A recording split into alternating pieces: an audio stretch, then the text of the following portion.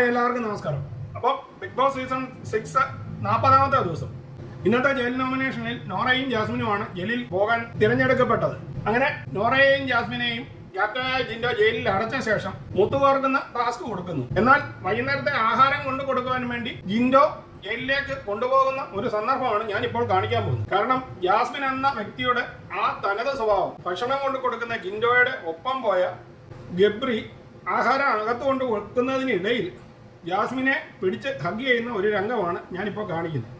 അതായത് ജിൻഡോ കുനിഞ്ഞ് ആഹാരം വെക്കാൻ ശ്രമിക്കുന്നു, അതിന്റെ മേളിൽ കൂടെ ഗബ്രി ജാസ്മിനെ കെട്ടിപ്പിടിച്ച് ഹഗ് ചെയ്യുന്ന ഒരു സീൻ. കഞ്ഞിയല്ല, ചോറും സാമ്പാറും.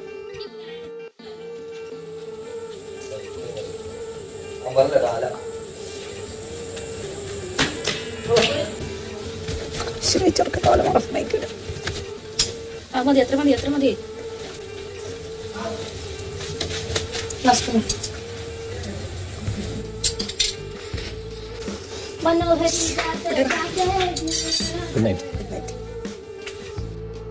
കെട്ടിപ്പിടിച്ച് ഹഗ് ചെയ്ത ജാസ്മിൻ അത് കഴിഞ്ഞ് അവിടെ നിന്ന് തന്നെ ഒരു ഡയലോഗ് അടിക്കുന്നുണ്ട്.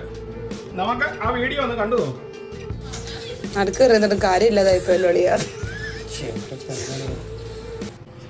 അപ്പോൾ ഈ സീരിയൽ നിങ്ങൾ കാണുന്നത് ഗബ്രിയും ജിൻഡോയും കൂടെ ഭക്ഷണവുമായിട്ട് അകത്തേക്ക് വരുന്നതും, വാതിൽ തുറന്ന് അകത്ത് കയറി ജിൻഡോയുടെ കൂട്ടത്തിൽ തന്നെ ഭക്ഷണവുമായിട്ട് ഗബ്രി അകത്ത് കയറുന്നതും, ജിൻഡോ ഭക്ഷണം നിലത്ത് വെക്കാൻ ശ്രമിക്കുമ്പോൾ ജിൻഡോയുടെ മുകളിൽ കൂടി ജാസ്മിൻ ഗബ്രിയെ ഹഗ് ചെയ്യുന്നതുമായ സീനാണ്. ബിഗ് ബോസിന്റെ അകത്തെ ക്യാമറ നമ്മളെ കാണിക്കുന്നില്ല, അത് ഒരുപക്ഷെ എപ്പിസോഡിൽ കാണിക്കുന്നുണ്ടായിരിക്കും. ഇപ്പോൾ നമ്മൾ പുറത്തു നിന്ന് സൈഡിൽ നിന്നുള്ള ക്യാമറയിലാണ്. അതിനകത്ത് ജാസ്മിൻ ജിൻഡോ കുനിഞ്ഞിരിക്കുന്നതും ജാസ്മിൻ പുറത്തുകൂടെ അങ്ങോട്ട് നീങ്ങുന്നതുമായ രംഗം മാത്രമേ നമ്മൾ കാണുന്നുള്ളൂ. അത് എപ്പിസോഡിൽ കാണുന്നുണ്ട്. ജാസ്മിനെ ഹഗ് ചെയ്യുന്ന ഗബ്രിയാണ്. ഹഗ് നമ്മൾ കാണുന്നു. അപ്പോൾ അടുത്തത് ജാസ്മിൻ പറയുന്ന ഒരു രംഗമുണ്ട്. ഇടയ്ക്ക് കയറി നിന്നിട്ടും കാര്യമൊന്നും ഇല്ലല്ലോ അളിയ എന്ന്. അപ്പം അന്നേരം ഒന്നും ജിൻഡോ മിണ്ടുന്നില്ല.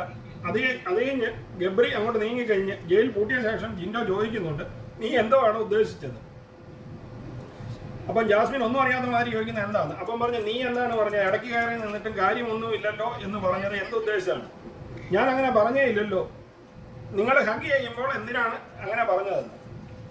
അപ്പോൾ ഞങ്ങൾ ഹഗ് ചെയ്തോ, താൻ കണ്ടോ, ജബ്രി അകത്ത് കയറിയോ എന്നൊക്കെ ചോദിക്കുന്ന ജാസ്മിനെയാണ് ഇനിയും കാണുന്ന രംഗത്തിൽ പറയുന്നത്. നമുക്ക് അതുകൂടെ ഒന്ന് കണ്ടു നോക്കാം. ഞാൻ ഇവിടെ നോറെടുത്ത പറഞ്ഞു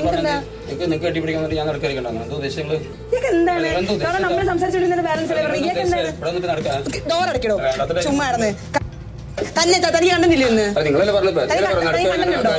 ഇല്ല താൻ ചെയ്തോ? തന്നോട് ചേട്ടൻ പറഞ്ഞോ? അല്ല, അവരോട് നടത്തുക പറഞ്ഞാ ജയിലോട്ട് കയറ്റിയത് കണ്ടോ? ജയിലിൽ കയറി ഇപ്പോൾ നിങ്ങൾ കണ്ടു കാണുമല്ലോ. ഈ കാണുന്നത് ജാസ്മിൻ പറയുന്നത് ഗബ്രി അകത്ത് കയറിയോ, ഞങ്ങൾ കട്ടിപ്പിടിക്കുന്നത് കണ്ടോ എന്നൊക്കെയാണ് ജിൻഡോയോട് ചോദിക്കുന്നത്. ജിൻഡോ അപ്പോൾ എടുത്തു പറയുന്നുണ്ട്, ഞാനും കണ്ടു, ക്യാമറയും കണ്ടു,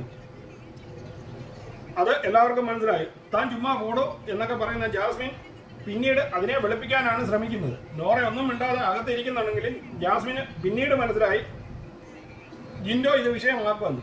പിന്നീട് നമ്മൾ കാണുന്നത് ജിൻഡോയെ ഹരാസ് ചെയ്യുന്ന ഒരു സീനാണ്. ഇത് കണ്ടപ്പോൾ രാവിലെ സെബിനോട് ഈ കയർത്ത ജാസ്മിൻ തന്നെയാണല്ലോ, ഈ 23 വയസ്സായ കൊച്ചാണെന്ന് നാഴിക 40 വട്ടം പറയുന്ന ജാസ്മിൻ തന്നെ 23 വയസ്സുള്ള കൊച്ച് സംസാരിക്കാൻ പാടില്ലാത്ത രീതിയിലുള്ള ഭാഷകളാണ് പിന്നീട് പറയുന്നത്. ജാസ്മിനെക്കാട്ടിലും വളരെയധികം പ്രായമുള്ള ജിൻഡോയോട് ജാസ്മിന്റെ ആ ഭാഷ കൂടി നമുക്കൊന്ന് കണ്ട് ഈ വീഡിയോ ഇവിടെ അവസാനിക്കും. അവൻ ജയിലിൽ കയറി താൻ കണ്ടോ? ഞാൻ കണ്ടു. എന്ത് കണ്ടു? ക്യാമറ കയറി കഴിഞ്ഞപ്പോൾ നിങ്ങൾ കെട്ടിപ്പിടിച്ചത് എന്തിനാ? തനിക്ക് ഉളുപ്പുണ്ടോ?